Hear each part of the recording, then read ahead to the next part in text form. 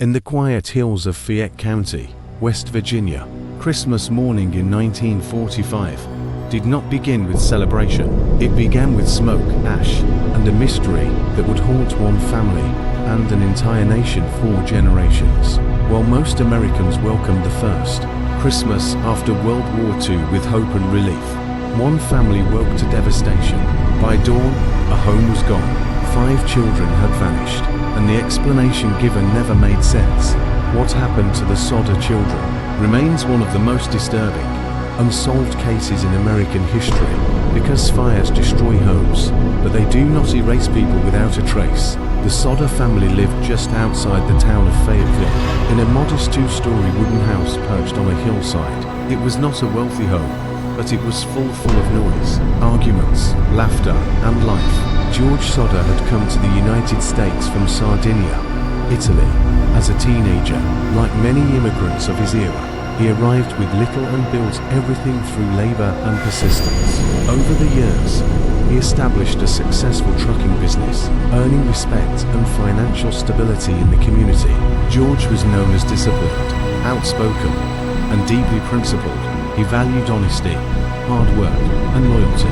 He was also politically vocal, openly critical of Benito Mussolini and Italian fascism views that were not universally welcomed.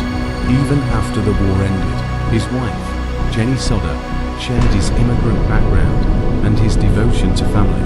Where George was firm and structured, Jenny was warm and attentive. Together, they raised 10 children in a tightly bonded household. The Sodder children were not neglected. They attended school, had chores, argued like siblings do, and were closely supervised. The idea that any of them would run away or disappear voluntarily was unthinkable. By Christmas Eve of 1945, the house was lively. Presents had been wrapped, food prepared. The children were excited and restless, eager for morning to arrive.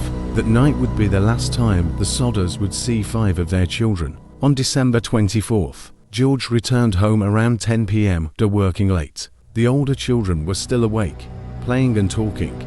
The younger ones were eventually sent upstairs to sleep. Before turning in for the night, Jenny noticed several unusual details. The lights outside the house were still on, though the family always turned them off. The curtains were open. The front door was unlocked. She assumed the children had simply forgotten. It was Christmas Eve, after all. Nothing seemed threatening. Nothing felt dangerous. Shortly after midnight, Jenny was awakened by a strange sound, a loud thump against the roof, followed by something rolling across it. Startled, she got out of bed and checked the house. Everything seemed quiet. The doors were locked. The lights were off. She returned to sleep.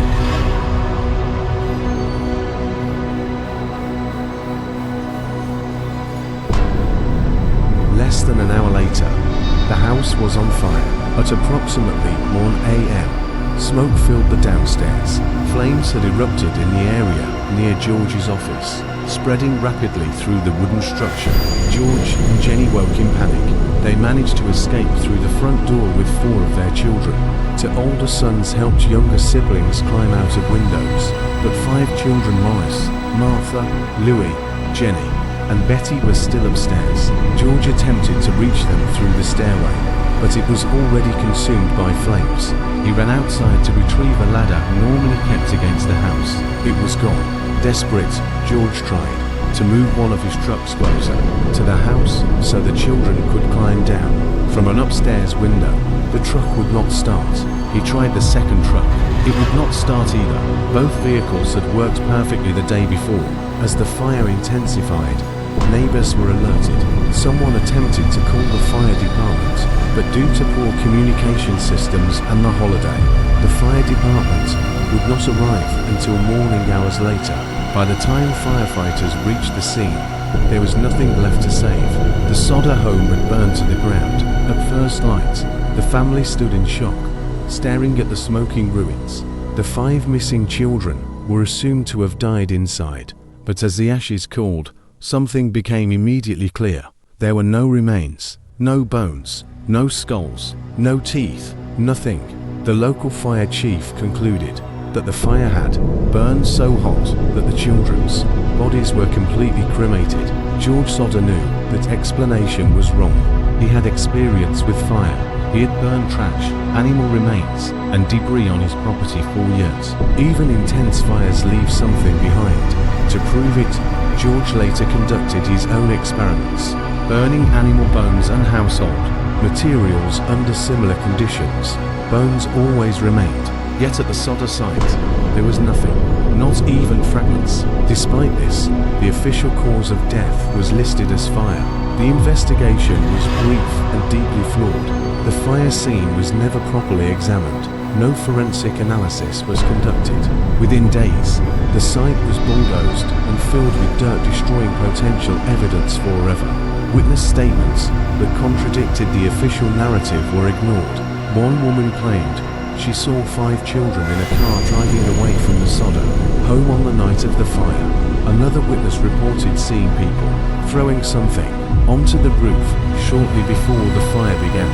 A bus driver passing through Fayetteville that night claimed to see people watching the fire while children were inside a nearby car. These accounts suggested something far more sinister than an accident, but they were never fully investigated. As time passed, more troubling details emerged. Months before the fire, a man had visited the Sodder home attempting to sell life insurance. When George refused, the man reportedly became angry and warned him that his house would burn down and his children would be destroyed. Another visitor had warned George that his fuse box was dangerous and would cause a fire. Yet investigators later concluded that the electrical system was not the source of the blaze. The ladder George needed that night had been moved. A neighbor later admitted borrowing it, but it was eventually found discarded in a nearby ravine. The trucks that failed to start were later discovered to have been tampered with.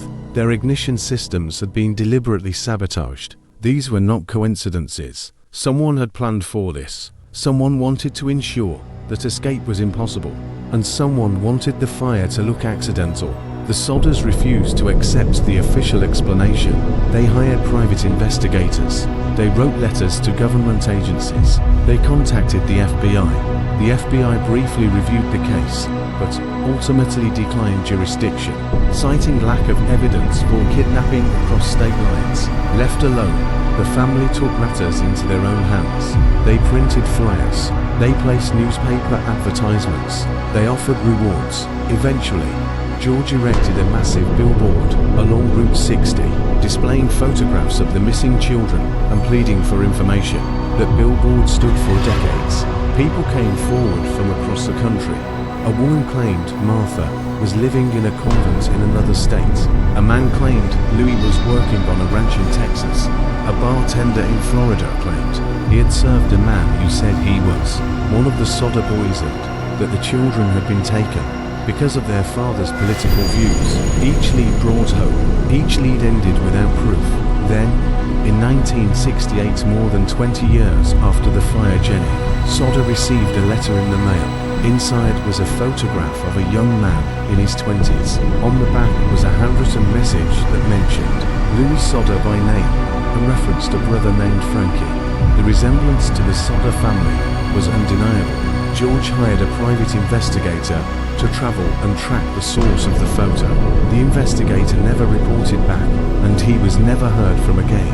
George Sodder died in 1969. He never stopped believing his children were alive. Jenny Sodder wore black clothing for the rest of her life, a symbol of mourning and defiance. She died in 1989, still convinced that the fire had been a cover for abduction. To this day, the Sodder children remain officially unaccounted for. No remains have ever been proven to belong to them. No arrests were made. No case was ever closed. The mystery remains suspended in time. Fires destroy structures. They erase memories. They leave scars. But they do not erase people so completely, not without help. The disappearance of the Sodder children forces us to ask uncomfortable questions. What if the official story was wrong? What if the truth was buried intentionally? And what if 5 children lived full lives under new names, never knowing how fiercely they were searched for? Sometimes history gives us answers, and sometimes it leaves us with silence. A silence that still echoes through the hills of West Virginia. A silence that refuses to fade, and a mystery that, nearly 80 years later, still burns.